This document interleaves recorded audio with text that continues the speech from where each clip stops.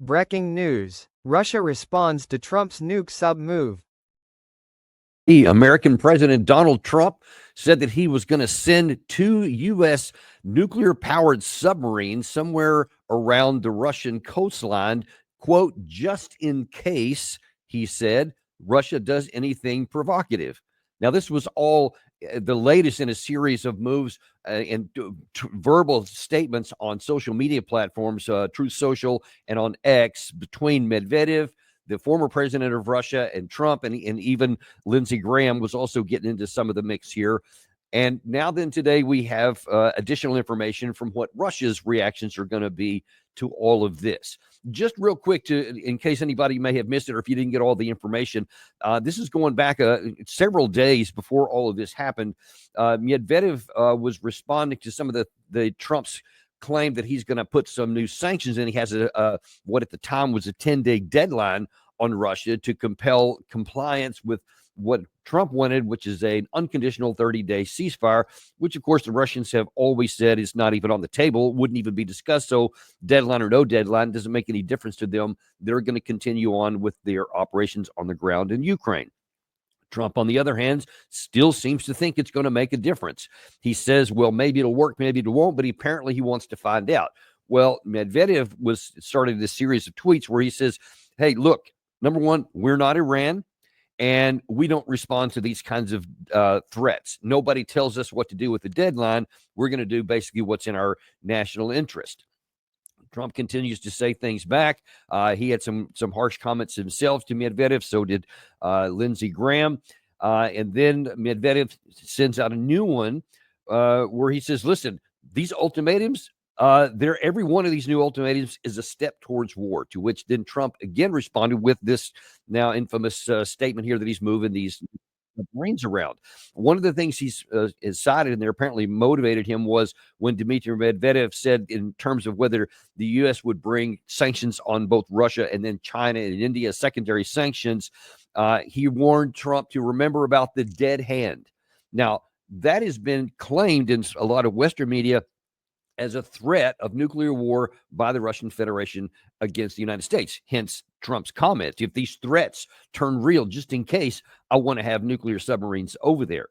Well, the dead hand is a Russian term for their reaction to a nuclear attack, i.e., if any opponent to Russia thinks that they can launch a nuclear strike and take out the leadership, for example, and then there's nobody to give an order to have a retaliatory strike, they have this system, it's called dead hand, that will allow the system to automatically generate a response should they be hit. So it's a statement that says, if you attack me with nuclear weapons, we have a system that will respond so you can't take us out. It was not a threat, not even a claim that we're going to attack you first with nuclear weapons. So that should have put the thing to rest right there. It's kind of embarrassing, if I'm just being perfectly frank, both of Medvedev and of Lindsey Graham and of the President Trump, that they're having all of this nonsense going back and forth on social media. It doesn't do anything positive.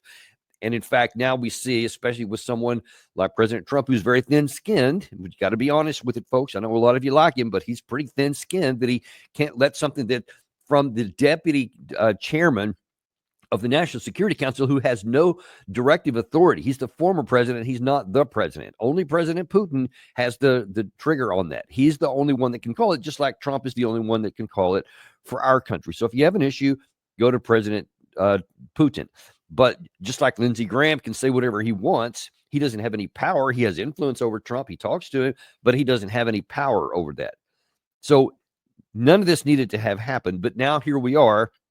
And so people are starting to pay a lot more attention to this. And in the immediate aftermath of this, we had, or actually not even the aftermath, this was on the same day. So it's not clear that this was actually a response to it, but it is what the Russians are saying right now, which is that hypersonic missiles Oreshnik have now entered production and service. So you may recall some number of months ago that the Russians fired some Oreshnik missiles, which were caught on camera and there's literally no stopping them. There's no defenses against them that we have. Not the THAAD, not the Iron Dome system, Patriot systems. None of that stuff can defeat the Oreshnik missile. And because they are super, I think they're more than hypersonic. I forget the exact speed that they fly, but it's extremely fast. And the kinetic energy alone, even if they just had an inert warhead, is enough to burrow quite a distance under the ground and can cause catastrophic explosive impacts just because of the heat and the power it generates upon impact. So they can cause severe damage. It's kind of like a Russian version of a bunker buster, but with a lot more power just because of the speed and all that, the kinetic energy. Russia has now said that they're into serial production. Some have said that this is actually a sort of a semi-tactical nuclear weapon capable in terms of its destructive power that can fall below the threshold of actually engaging in nuclear war, which gives the Russians, at least at the moment, an advantage that they have an additional tool to go to short of a nuclear conflict, but one that you can't defend against. And so Russia is just kind of putting everybody on notice that if anybody has any sense about escalating into a war, we have some missiles from which you can't hide and which you can't defend yourself. Again, this is a defensive statement. It doesn't appear to be an offensive. Obviously, a missile can be used in either offensive or defensive, but Russia is, by all accounts and by all evidence, wanting to use these only if they are attacked. And they're saying, don't get crazy and think you can come at us and have it be scot-free. We're not Iran. I think that's the intent there, is that Iran attacked the United States attacked Iran, devastated their nuclear program, and they only had a performative shot back against the United States that they knew would be shot down. They signaled ahead of time because they didn't want to escalate, because they can't get into a toe-to-toe fight with the United States. So they calculated that their interests lie in not getting into a war.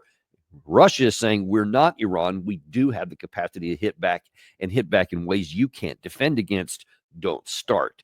That seems to be the primary message. But there are others in Russia that are worried maybe it's more than that, because they're concerned about whether they can trust the United States. And in fact, in this morning in the Russian media, there was this article, which, by the way, this is all translated by Google Translate. It's originally in the Russian language. The headline is the collective West ready for a small nuclear war with Russia? And in the article, the author writes, the further it goes, the more obvious the fact becomes that the collective West is really ready to fight against Russia itself when Ukraine finally fizzles out. But why aren't they too afraid that this will lead to a nuclear winter? According to Hans Christian, director of the Nuclear Information Project of the Federation of American Scientists, evidence indicates the return of U.S. tactical nuclear weapons to the territory of the United Kingdom. Thus, the threshold for the actual use of nuclear weapons has dropped to the most dangerous line. The only question is, where will the new Hiroshima and Nagasaki happen then? This article also goes on to lament something that probably hardly anybody in the West even remembers. And back during the Biden administration, then Secretary of Defense Mark Esper released a kind of a nuclear doctrine where they talked about the possibility of using tactical nuclear weapons to prevent strategic nuclear weapons from being used in certain circumstances. Now, whether this means anything for the current administration or not, this is stuff that the Russians are taking a look at, and they're concerned about it, that that we could have our own version of what's called escalate to de-escalate, that we may say we're going to use tactical nuclear weapons to show that we're serious so that nobody uses theater nuclear weapons. That is apparently one of the doctrines that Vladimir Putin has in his pocket, whereas the escalate to de-escalate. Now, when you have two nuclear powers that both have a version of escalate to de-escalate, then you obviously have the problem that if anyone uses a nuclear weapon, then the other side is going to have to be the adult in the room, and to not escalate things further, not to meet nuclear for nuclear, but just, okay, let's just have sane heads here and let's don't get into strategic nuclear forces, because once we get to that, it's game over for everybody. Life as we know it will cease to exist. Whatever survives from one of these mutually assured destruction where missiles are flying back and forth, the planet will likely never recover, at least in anyone's lifetimes that's alive right now, whoever happens to survive. So the thought being, let's don't get there. Well, the problem is with that requires, if anyone, whether Russia or the United States, uses a tactical nuclear weapon first, in the thought that's going to deter the other side, you have people that are afraid on the other side. And the hope that they get the right message and do the right thing, so-called, is a gamble. It's just like, it's like one of those roulette wheels, and you're putting all of your money on one number, and you have no idea where that marble is going to land. You just hope it's good, but you see that the much more higher probability that it goes bad than it goes good. Don't find out. Do not go there. If the United States uses a nuclear weapon first, it's gonna, the world will never be the same afterward. If Russia does the same thing first, nobody is going to win from this, folks. Nobody. So both sides need to back down and stop talking so much about all this nuclear weapons. And because the problem is that when you're the mental threshold, to the point that article made, I think it's accurate, and this applies to both sides equally. When your mental threshold continues to come down from which you're going to use, might use a nuclear weapon, then that does make it easier. So then now that when something happens outside, your willingness to use it, it's down this far instead of it's this far instead of this far, or up here, which should be way over here. It should only be considered if it's an absolute existential threat, that it's either use this or we're all going to die kind of situation. That's what nuclear weapons are supposed to have been for ever since they were first used in 1945. Is that all the nations that have whatever it is, I think 7 or 8 right now, official nuclear powers, the idea is that you only use them for an existential threat, and that's why there's been a lot less interstate conflict between the major powers, because they both know that their nuclear weapons exist, so that they are deterring themselves from having that kind of conflict. Well, we're obviously with this proxy war where we're using Ukraine as the cudgel against Russia, and all of NATO is helping Ukraine fight against Russia without having their own troops. We're just right up to the edge of it anyway. And the concern is that if we keep talking this way, we keep moving weapons around here. Russia's done the same thing too, by the way. Several times throughout this war, I think I've shown some even on the channel here, where Russia will move some of its mobile nuclear weapons launchers around, and they'll video that. So this is going on both sides. It's unhealthy, it's unhelpful, and it could be catastrophic. This all needs to stop, because this is going to, if the one time that anybody uses a nuclear weapon, that genie's out of the bottle. This is not like 1945 where we had the exclusive use of it. Now there's a bunch of different players here, and God only knows what would happen if anyone uses it, especially against another nuclear power. Okay, that's not the only thing going on. That's not even the only thing going on here in the Russia-Ukraine war. Ukraine itself, and we've been talking to you a lot about the Pokrovsk and the Konstantinivka areas. Well, the Wall Street Journal has a piece out right now that says, inside Ukraine's effort to fortify hundreds of miles of defensive lines. The article notes the Ukraine is now hoping that installing a triple row of fortifications will prevent similar breakthroughs to the east, where Russia is pushing to capture the key cities of Pokrovsk and Konstantinivka.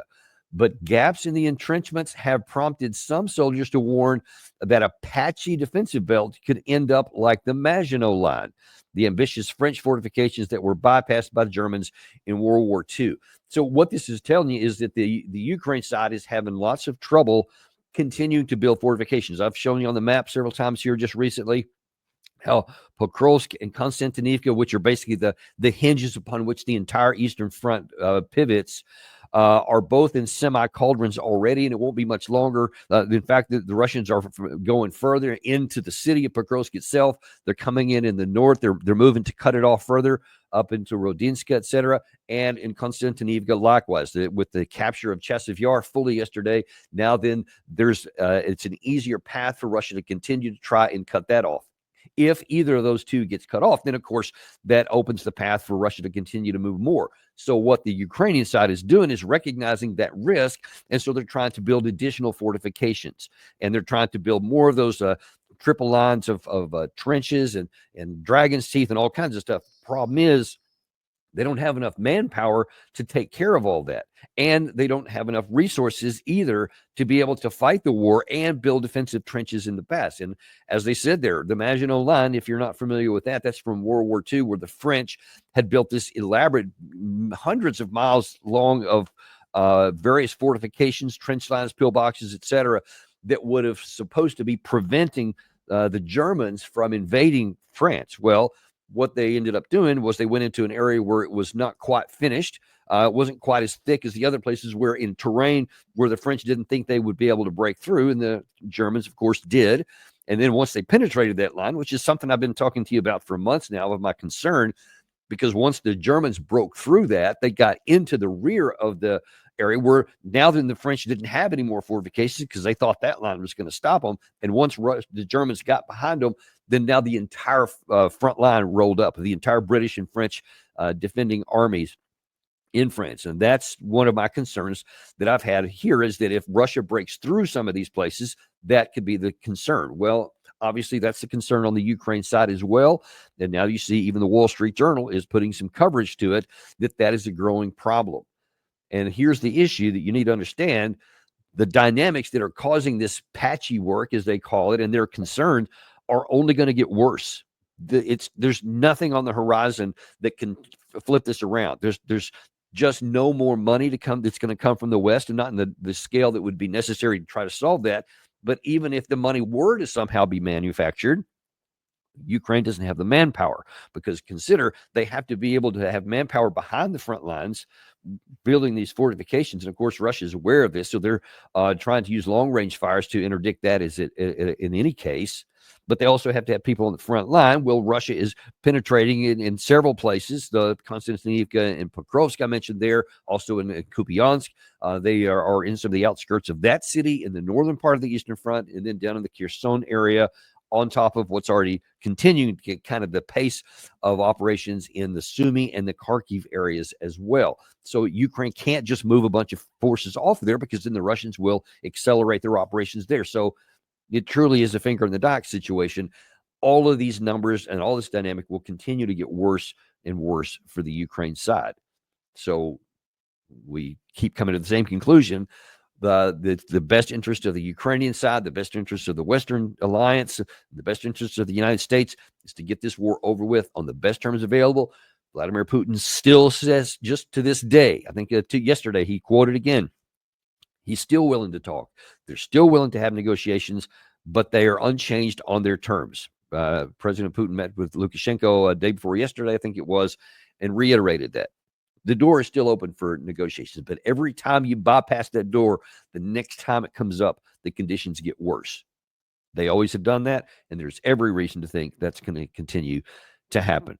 Also related in terms of the war over there is this deadline that I mentioned that's coming up on August 8th. And central in that, which was referred to by Dmitry Medvedev in his tirade back against Trump, is the tariffs on China and India. And maybe India is the bigger piece here, because India is not aligned with Russia, but they're not aligned with us either. They are just doing business with everyone. They're trying to say, hey, we want to have good relations with the United States, but we also have good relations we want good relations with China. We want good relations with Russia. So they're kind of not aligning themselves with any major power, but they themselves are a rising power. So they're going to play it even, so as they say. Well, you have the likes of Lindsey Graham, who wants to put them in a choose whether you want to or not. You're either with me or you're against me, which is not a good idea. And so now then here we're coming up on August 8th is going to be when that deadline. And then the question is going to be, are we going to put these tariffs on India? Well, according to the New York Times this morning, India will buy Russian oil despite Trump's tariffs, officials say.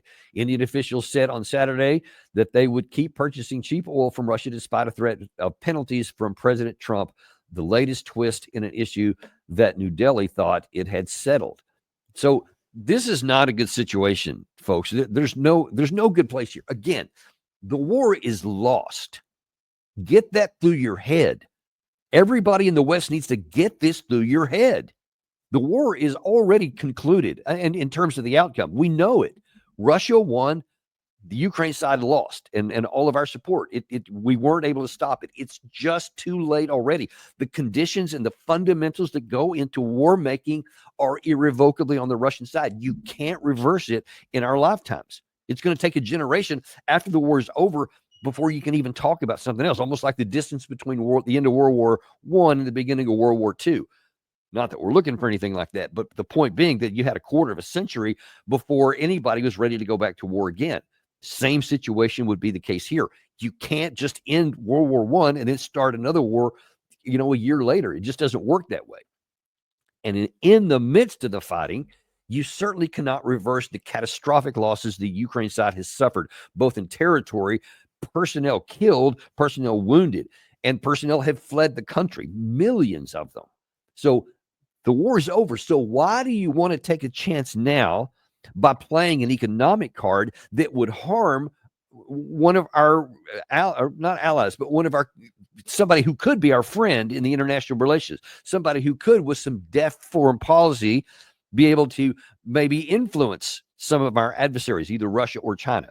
I mean, if you're just thinking, what's good for us, it's going down that path right there. The last thing we should do is to make an entity like India, a country like India, that could be, if we're, it's a win-win situation where we're saying, hey, we can mutually benefit from something. Why don't you help us out with some of these difficulties here where we have less influence with the Russia or China? That's what we should be doing. But instead, we're literally putting them in a position, if we follow through with this on the 8th of August, to put them in a position where it's like, hey, choose us or them. And they may say, okay, if you're going to force me, I'm choosing them, because I think that's where my future lies. You are hoping, again, almost like this roulette table, that the pressure and the trying to compel somebody's actions against their national interest for our national interest is going to work. I think it's pretty unlikely that's going to work, and that is going to worsen the situation. And why would you take the risk of something like that when it wouldn't matter anyway? If you succeeded, if you got India to stop buying Russian oil, that's not going to end the war. That's not going to cause Russia to agree to a 30-day unconditional ceasefire. That will never happen unless there's some other dramatic change on the battlefield, but not because of finances. Russia will find a way around that, like they always have. They will make sacrifices. They will make cuts. They will do whatever they need to do. They have the natural resources on their own to continue fighting no matter what. So it is beyond foolish to even think about having this rupture in American-Indian relations, which could only harm our own economy and our own international standing. Just don't do it. Okay, let's go to the Middle East. There's been developments up there as well. We've been talking a lot about this starvation situation and about a lot of these countries getting ready in September at the United Nations General Assembly meeting, where there's going to be an announcement that many countries are going to officially recognize a Palestinian state. President Trump, of course, is against that. He's threatened Canada if they go down that path, because the Canadian Prime Minister has said they are giving serious consideration to that. Keir Starmer is giving serious consideration to that. In fact, he said he would do it if there were not some changes in between now and then. And then we have the situation on the ground where we sent Witkoff to meet there yesterday. Also, the ambassador Huckabee was sent. They did some ground, and of course, they said, no, everything's fine, as you would expect, which it's not. I could do a whole show today on that. But not that they're trying to just kind of keep things on the down low on the Israeli side. They're keeping the pot stirred up. So today, we have Smotrich and Ben-Gvir saying that they urged the prime minister of destroying Gaza City. With the prime minister did not object. Apparently, the IDF chief is balking. It's not served, not because he cares about the people in Palestine, but because he said that could cause the deaths of the remaining hostages, the Israeli hostages that are still alive in the captivity, most of which, if not all of which, the remaining ones are IDF soldiers. So the IDF chief doesn't want that to happen. But you see, it's not on moral grounds or anything else. It's on practical grounds. Well, it doesn't appear that the prime minister actually cares about his own hostages. He just cares about killing and destroying the Palestinians in the Gaza Strip and in the West Bank. And so we had on our show just a couple of days ago, former IDF soldier Omer Bartov, current professor at Brown University, who says that he's a genocide studies professor at Brown. He said, "I know genocide when I see it. This is it." And he said that he has identified, and this is a very pro-Israeli person, by the way. This is a Jew. This is not somebody from the outside. This is somebody inside who is a combat veteran for the IDF. He said that he sees that there is an actual choreographed plan, a long-term plan to starve the people of Gaza, of the Gaza Strip, all the Palestinians in there, methodical and relentless to do it. Then he says the evidence is all there. We can see it with our own eyes, no matter how many times Benjamin Netanyahu will impassioned say it's not happening and we're not doing it. The evidence is unmistakable and irrevocable. You can't unsee that, what you see, and the evidence is right there if you're willing to, and there's certainly plenty that are. But now then we see they want to continue that path to destroy Gaza City. So, and Omer Bartov also mentioned that there are already, he said there's not even fighting going on per se. He said most of what the IDF does right now is to bring in contractors and other people to physically destroy the infrastructure. They're doing it already, but now they want to do it openly and on a grander scale where the entire Gaza City is destroyed. You understand the implications of that. If you destroy the city outright, whatever's left, and there's not much anyway, I think there's like 30% of the structures that are not already destroyed or severely damaged. And if you do that, then you're committing the remainder of the bulk of that population. I think it's like 1 million people were, or something close to 1 million, were originally the inhabitants of Gaza City, to perpetual tents. That's it. That's or living in rubble. That's all there are. No population on this planet will be satisfied and content or passive if you destroy their abilities to sustain life, reduce them to having to have food trucks come in indefinitely. We're talking years into the future. That's the best that you can get done. Or, of course, and it appears to be the intent for the Israeli side to force somebody to take them. So, because they want them out. That's the whole point. That, according to Omer Bartov, is the purpose and the intent for this operation, is to compel through moral means others to finally have their heartstrings turned so much that they're willing to take them out, and the Israelis will get rid of them. This is a terrible situation and something the United States needs to have nothing to do with. And unfortunately, you see that the administration is defending a lot of this stuff. They sent their ambassador, they sent Steve Witkoff in there, and of course they're given, if not glowing reports, they're definitely not talking about how catastrophic the situation is on the ground, though other Americans are. It was an interview, a former lieutenant colonel, if I'm not mistaken, special forces guy that was interviewed on Tucker Carlson, who was on the ground in the Gaza Strip and helping with some of these humanitarian operations, and was disgusted by what he saw. Very much in line with what we're talking about here on this channel, very much in contradiction to what the official narrative is there. So you can decide who you want to believe, the one who wants to support the Israeli government or the one who cares about people, because that's what we're left with there.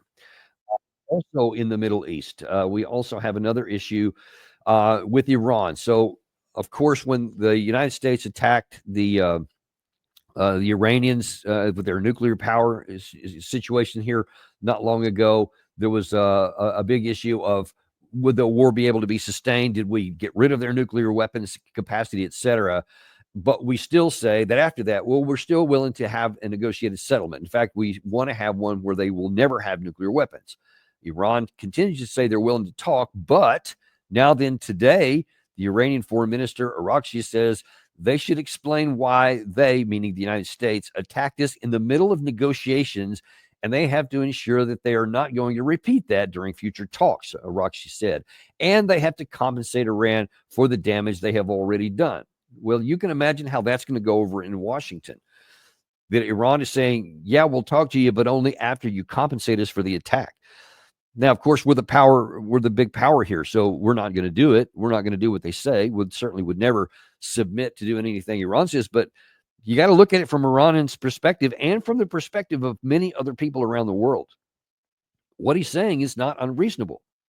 We were in negotiations. in negotiations with Iran at the time. There had already been several rounds of direct talks between Iran and the United States. There were additional talks that were planned for the Saturday following the time when we actually attacked, after previously saying that we were going to wait a couple of weeks before we decided what to do. We were going to have some meetings that Saturday, and then the middle of the week, we launched this attack. So we were in negotiations and we attacked them. That's the fact. That's the reality. Whether anybody likes that, whether it sounds unsavory, doesn't matter. That's what happened. And so now then, after doing that, then we're claiming that we want them to negotiate something of our preference against what they want. And they're saying, yeah, pay me for this first, because it was illegal. There was no international law that allowed it. There was no American law that allowed it. It was in total violation of the U.S. Constitution and the 1973 War Powers Act, categorical, black and white, period. There's no debate about it. Anyone who says otherwise doesn't care about the rule of law. And they will manipulate this or that, and they'll say, oh, well, this thing here was in play. It doesn't matter.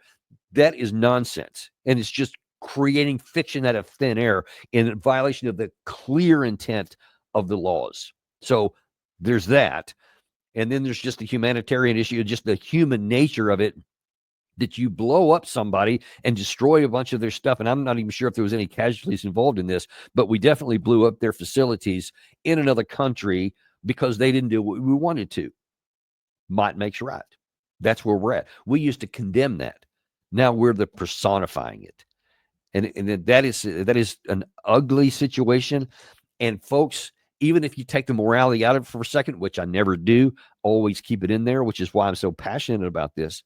But even if you didn't care about the morality and you just cared about your own narrow self-interest, this is stupid.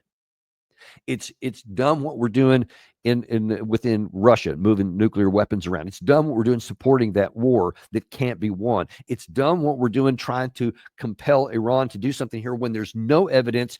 In fact, there's evidence provided that they weren't going towards a nuclear weapon, or that they hadn't made that plan for one anyway. And we didn't need to defend ourselves from it because we weren't being attacked. They were engaged in negotiations, so there was a path to a peaceful resolution of the situation. We ended that. At some point, people around the world, whether that's adversaries or neutral parties, will conclude they can't trust the United States. They're no longer the city on a hill. They're no longer the shining example of what people should aspire to. They will view us as the danger. They will view us as somebody they need to hedge against. I'm talking friends as much as adversaries. That's where we're headed. And that when people are afraid of you enough, sometimes in desperation, they will take action against you that they otherwise would never have taken. And this arrogant idea that, well, we have to be the biggest guy on the block and we have to be big and strong so that everyone will cower under us ignores human nature and ignores centuries of history where people do the opposite. You put them under your thumb long enough, you harm people long enough, and at some point they don't care about the harm it's going to do to them. They'll do something to strike back to you. It happens all the time in history, and it doesn't need to happen here. And we just have to hope and pray that our leaders will wake up before it's too late. Because if we keep going down the path we're going here on all these issues here, we're going to end up in a war someday that we should never be in. And if you saw our show earlier today with Michael Vlahos, our military is nowhere near capable as we think it is. And if we get drawn into a war that we shouldn't have gotten into, we may lose that war. And especially if you're talking about Russia or China, those are nuclear powers, and losing a war there could mean there is an exchange of nuclear weapons and we could lose everything. Or we could, quote, only suffer a tactical nuclear strike somewhere and have our military forces decimated, aircraft carriers at the bottom of the sea, aircraft knocked out of the sky, soldiers killed on the ground for nothing. Far from ensuring our national security and making us safer and creating an opportunity to have a prosperous future, it will take it from us. By our own hands, it will take it from us. We need to learn these lessons now while there's still time. As of right now, as of today, on Saturday, August the 2nd, 2025, none of those things have happened. We're not at war against anyone. Our aircraft carriers are all still floating in the ocean. Our jets are still fully operational, and our troops are still alive. And that can continue into the distant future indefinitely, as long as we stop making suicidal, foolish decisions that potentially push others to be against us when they otherwise have no interest in doing that. We can still, even at this late hour, go back to being that shining city on a hill, to providing the example of what people should emulate and want to follow. Not be afraid of the United States, but admire the United States. This has happened in times in our past. We've got a lot of sins in our past, but there's also some good things in there where we were that shining light to others. It still isn't too late, folks. We can be that way again, but it's going to take folks like you to make your voice heard, people who want peace. I know most of the folks who watch our show do want peace. They don't want any more war. Do whatever you can to make your voice heard. Complain, whether on social media or anywhere else, against some of these foolish policies. And maybe with enough voices coming together, those folks may listen, even if they don't want to do it because it's the right thing. They may do it because it's the political thing that they're not going to get voted in the next time if they keep going down a dumb path. That's what we're going to have to hope for, because it's about all we got right now. But we'll continue to be unintimidated and uncompromised to bring you the truth, no matter what it is, even in situations like this, where it's not pleasant for my country, the country that I fought for, and the country that I love. When we're wrong, we have to be honest about it. It's the only way we can get it fixed. Thanks very much, folks. Really appreciate you guys. Appreciate you being with us again on a Saturday. We'll see you next episode of the Daniel Davis Deep Dive.